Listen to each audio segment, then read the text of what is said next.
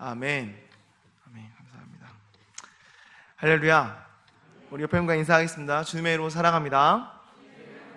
주님을 사랑합니다. 네, 이번에 앞뒤로 하겠습니다. 주님의 이름으로 축복합니다. 아멘. 감사합니다. 사랑하며 축복합니다. 오늘 말씀의 제목은 복음에 사로잡힌 밭, 복음에 사로잡힌 이 밭에 대해서 이야기를 좀 해보도록 하겠습니다. 바울은 다 아시다시피 복음에 사로잡혀서 정말 복음을 전하고자 하는 그 열정을 가지고 이렇게 달려왔다는 것을 이 사도행전을 통해서 계속해서 보여주었습니다.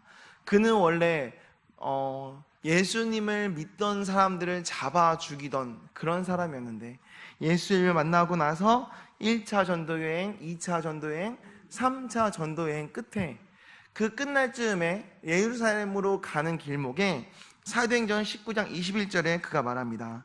바울이 마게도냐와 아가야를 거쳐 예루살렘에 가기로 작정하여 이르되 내가 거기 갔다가 후에 로마도 보아야 하리라 라고 말을 합니다.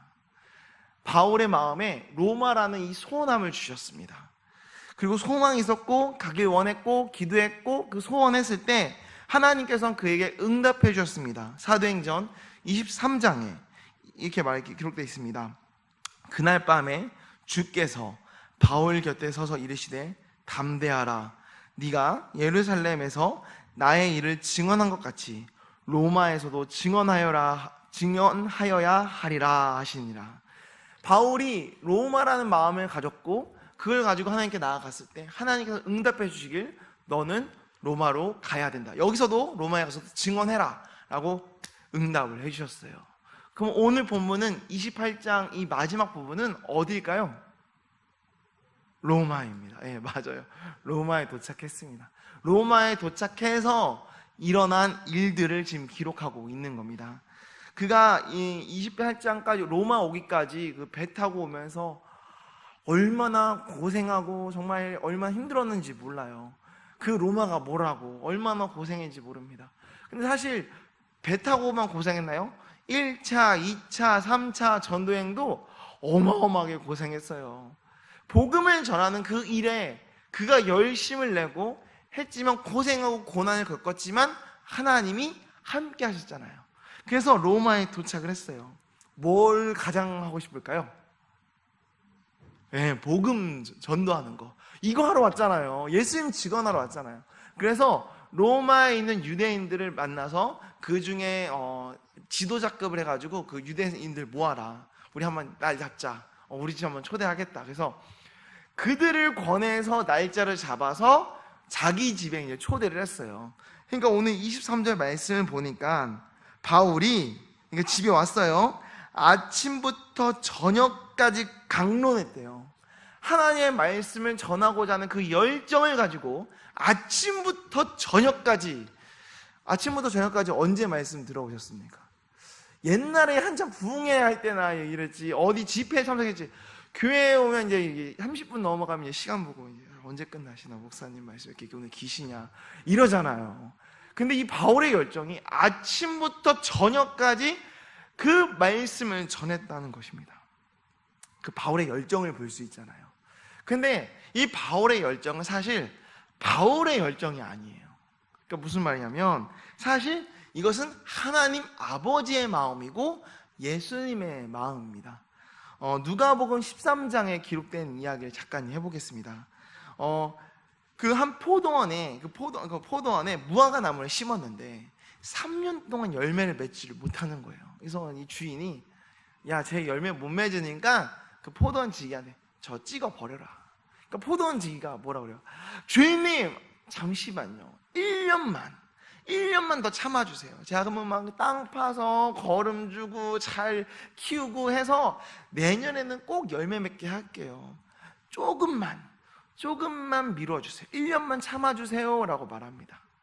누가 말리시는 걸까요? 지금 예수님이 어떻게든 열매 맺게 하려고, 어떻게든 얘들이 내가 예수 그리스도라는 걸 믿게 하려고, 예수님이 얘들이 예수님을 믿게 하려고, 어떻게든 나를 믿고 열매 맺으라고, 어떻게든 그리스도인이 되라고 그 열심을 가지고 진노하시는 하나님을 지금 맡고 계신 거죠. 지금도 하나님 보좌 우편에서 뭐하고 계시냐? 우리를 위해 중보하시잖아요.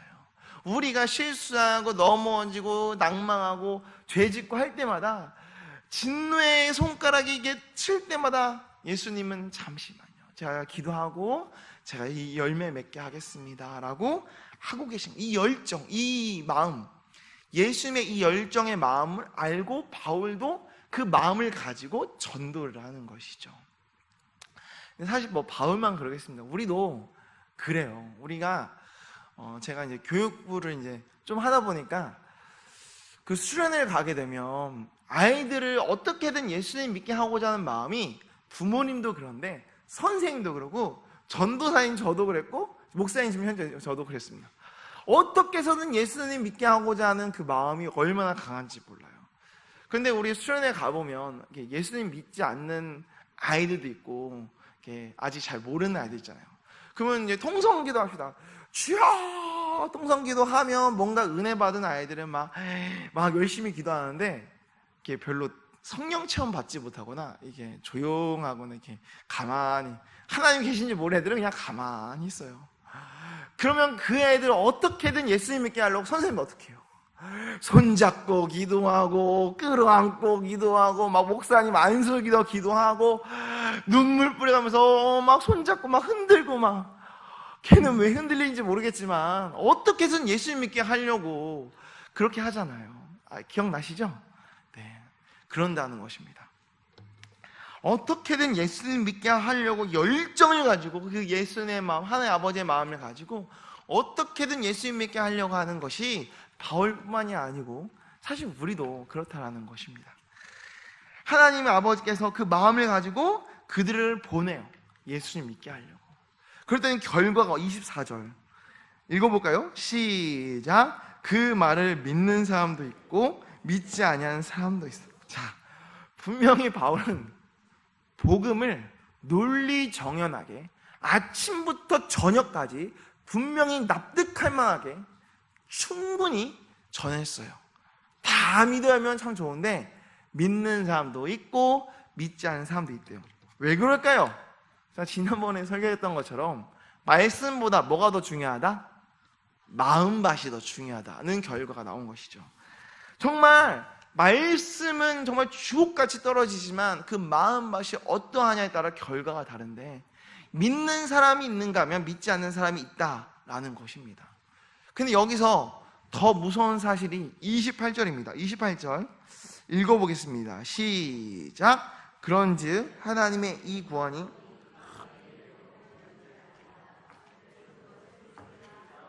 아멘. 보니까 이 복음에도 들을 때가 있다라고 말을 하고 있습니다. 복음이, 목사님이, 우리 부모님들이 항상 옆에서 제잘거려주지 않는다는 사실이에요. 복음에도 때가 있어요. 회개할 때도 때가 있고요, 찬양에도 때가 있고, 말씀 듣는 것도 때가 있고, 기도하는 것도 때가 있다는 거예요. 그 때를 놓쳐버리면, 그래? 그러면 너 말고 다른 데로 갈게 라는 이런 현실이 나타난다는 사실이에요.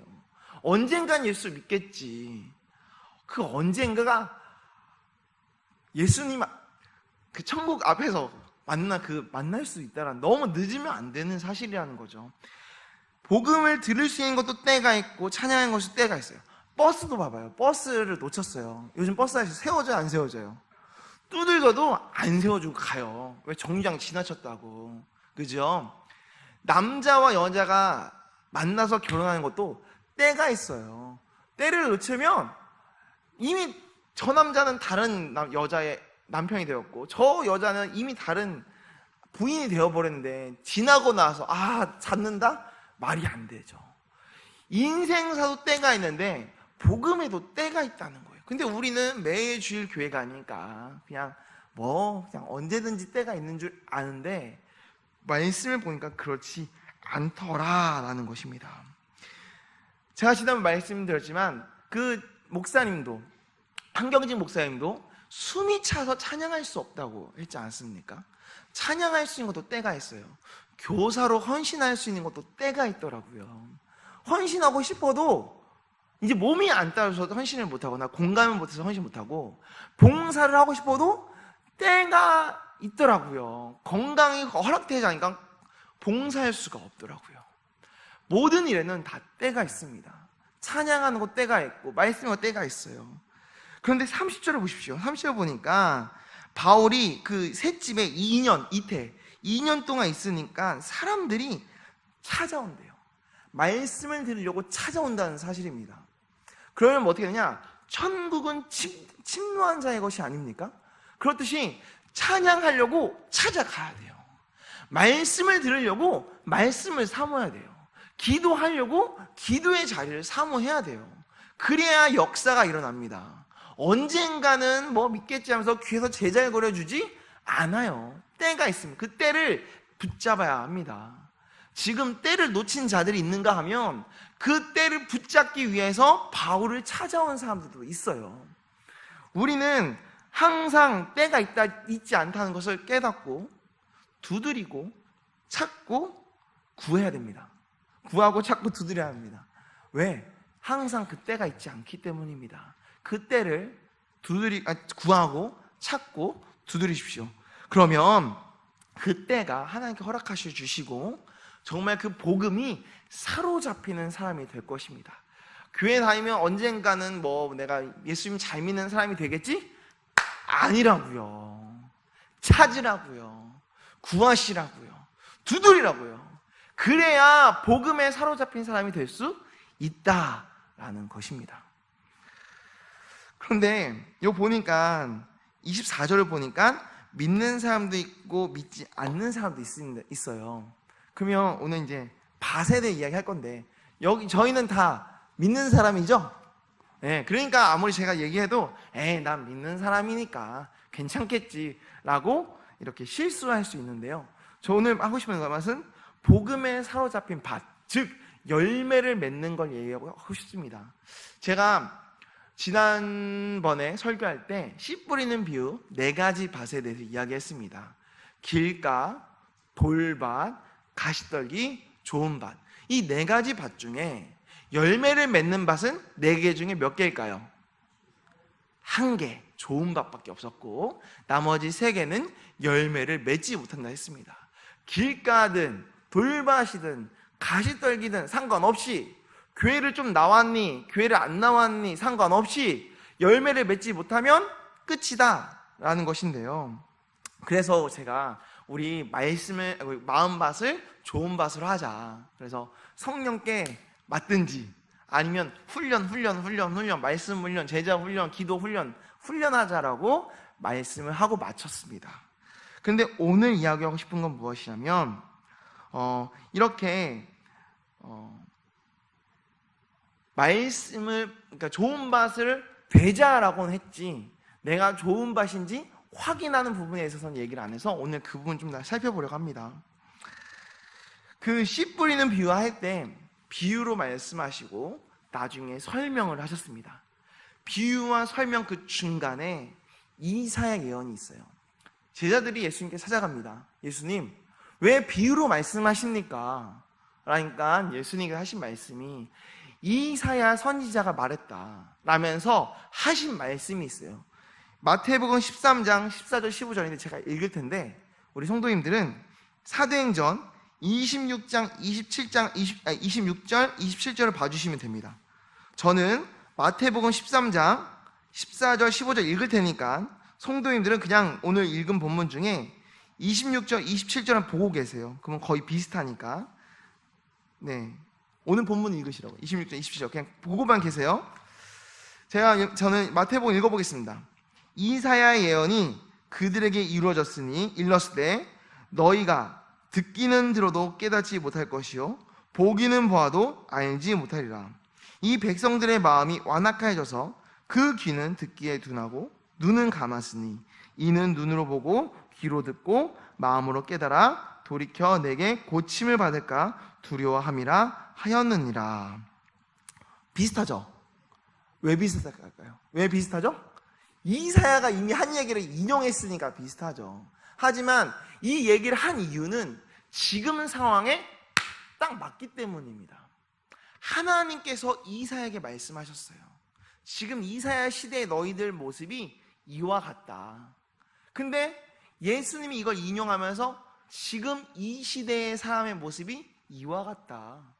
또 사도행전에는 바울이 이야기하면서 이 시대의 사람이 이와 같다.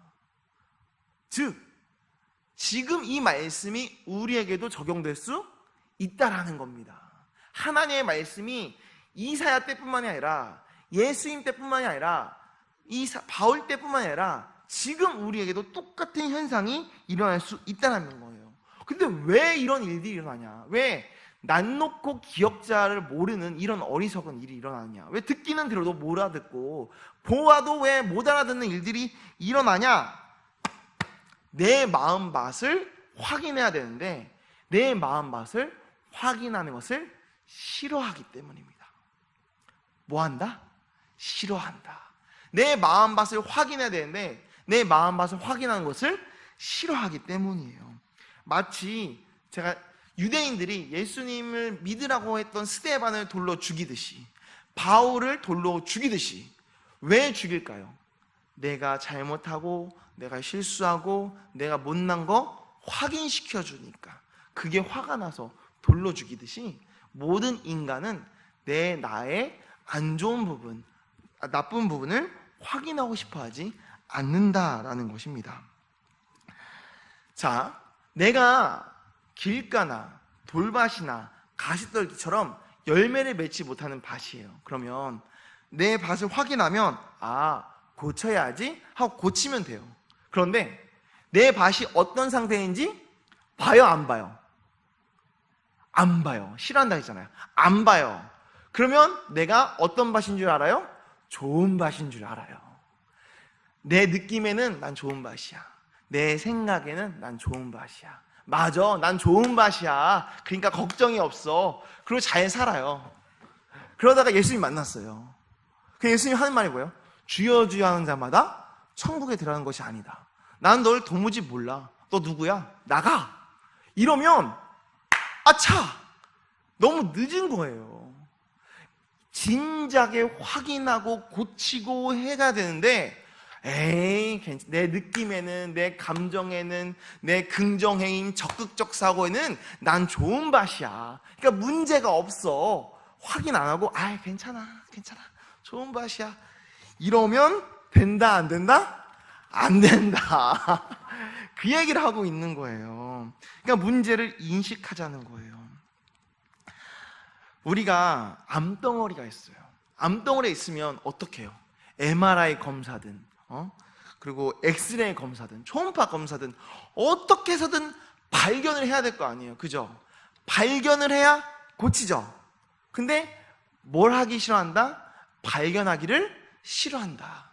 내 마음밭을 발견하기를 싫어한다 라는 것입니다. 이것이 인간의 본능입니다. 그럼 왜 그런가에 대해서 또 얘기해 볼게요. 왜 인간은 자신의 상태를 확인하는 걸 싫어할까요?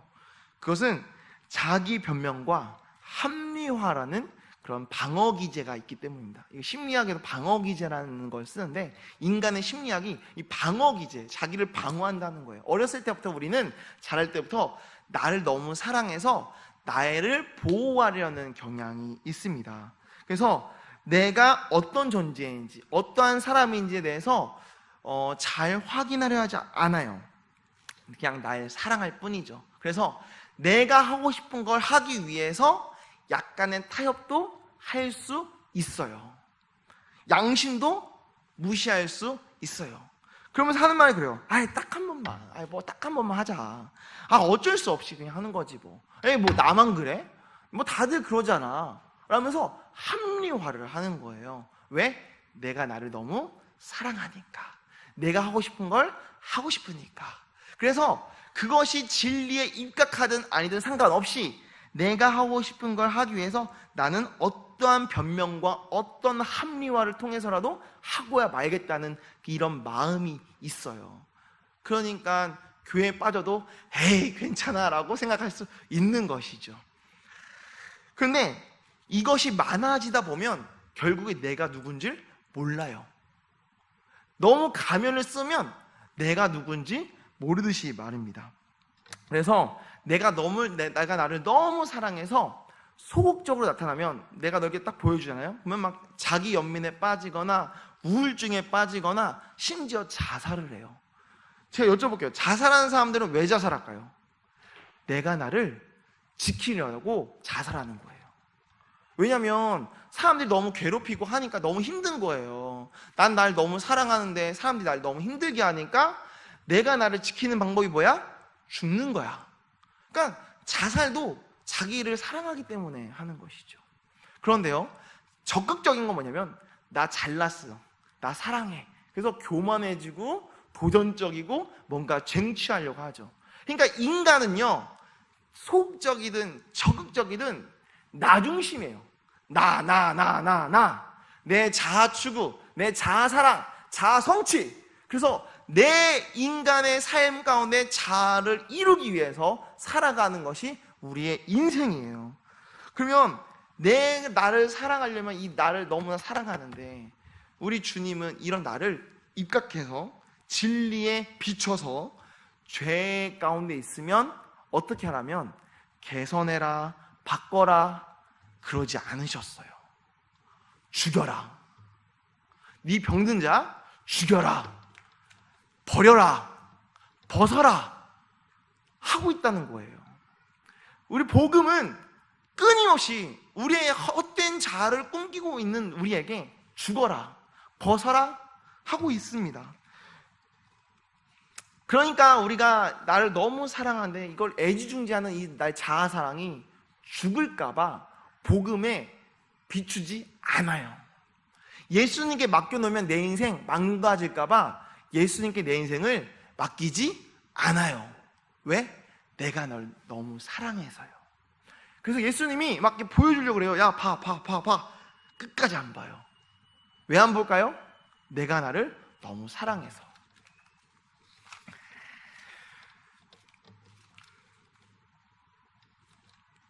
요한복음의 3장 20절 21절 제가 읽어보겠습니다.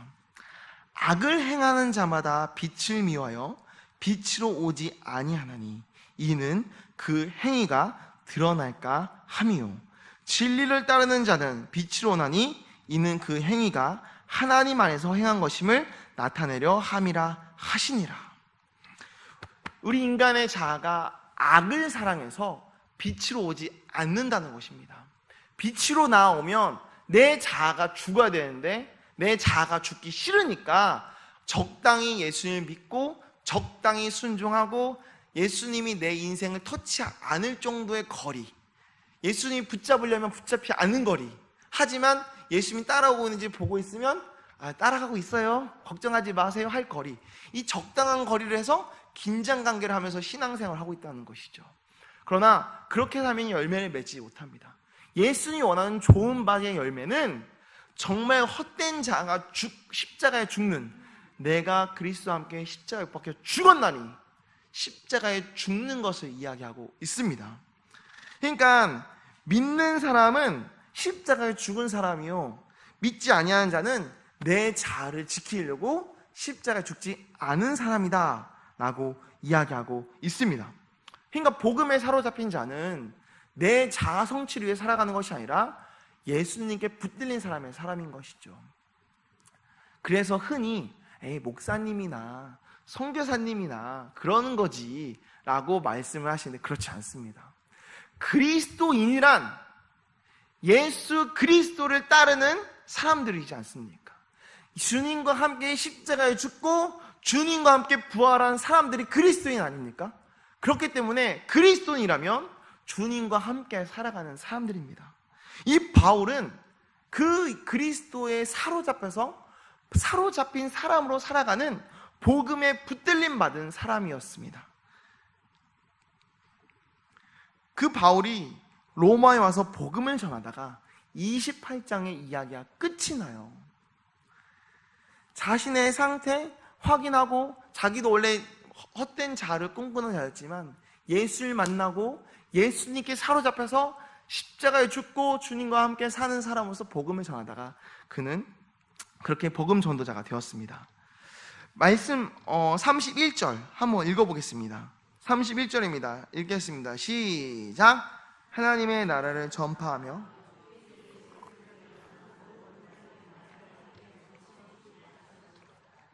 아멘.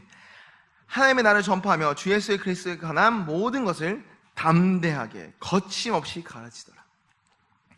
사도행전은 이렇게 28장이 끝이 나요.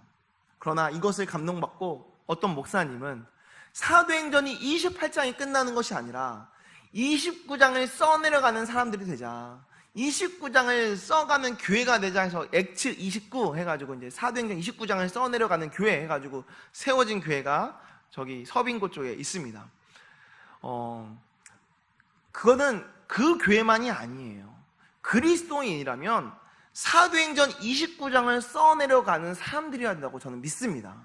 우리가 바울이 담대하게 거침없이 가르치더라가 끝나는 것이 아니라 예수를 믿는 그리스도인 박영준이 복음을 담대하게 거침없이 가르치더라는 사람이 돼야겠지요. 그죠? 저뿐만 아니라 일산영문교회가 복음을 담대하게 거침없이 가르치더라. 할렐루야.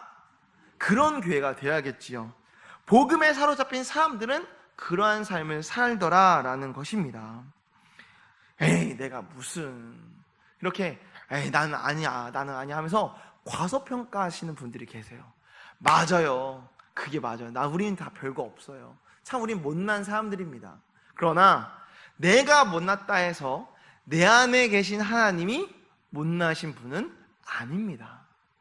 비록 나는 못났지만 내 안에 계신 하나님은 크신 하나님이시고 그 크신 하나님이 나를 쓰시겠다 하십니다. 그러면 나는 작은 자이지만 나를 쓰시는 하나님이 크신 분이니까 나는 큰 사람인 거예요. 복음에 붙들린 사람인 것이죠. 그래서 복음을 거침없이 담대하게 전할 수 있는 사람인 것입니다. 내가 하는 것입니까? 아니요. 나는 십자가에 죽고 내 안에 그리스도가 사시니까 주님이 하시는 삶을 살아가는 것입니다. 좋은 밭이란 주님과 함께 죽고 주님과 함께 사는 것, 그 복음에 사로잡힌 사람을 말하고 있습니다. 마음밭 중요합니다. 그렇기 때문에 우리 성도님들 마음밭을 확인하십시오. 지난번에는 우리 좋은 밭 됩시다, 자 우리 좋은 밭 됩시다 라고 끝났지만 이제는 그게 아닙니다. 좋은 밭인지 아닌지 확인하십시오. 그냥 좋은 밭인 줄 알고 착각 속에 살지 마시고 철저히 내 자신은 좋은 밭인가 아닌가를 점검하십시오. 우리 자아는 내 자아를 점검하는 걸 싫어합니다. 내 자아를 확인하기 위하여 나를 복음 앞으로 던지십시오. 십자가에 던지세요. 나 좋은 밭 맞습니까 주님? 주님 저 좋은 밭 맞나요? 확인하고 싶습니다. 성령의 빛으로 조명하여서 내가 좋은 밭인지 아닌지 자신의 상태를 확인하십시오.